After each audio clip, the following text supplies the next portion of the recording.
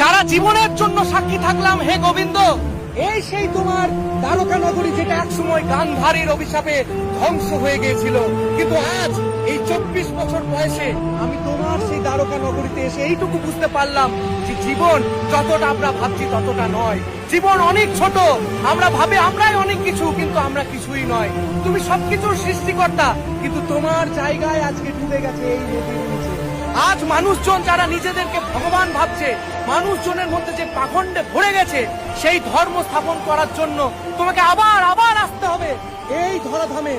এই সেই ধরাধাম যেখানে ভগবান শ্রীকৃষ্ণের এক সময় সোনার দ্বারকা নগরী ছিল, কিন্তু আজ সেটা সমুদ্রের তলদেশে চলে গেছে।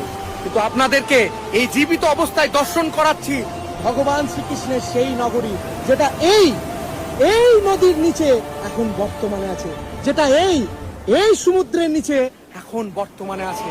আপনারা তাই দর্শন করুন ভগবান শ্রীকৃষ্ণের সেই জায়গা।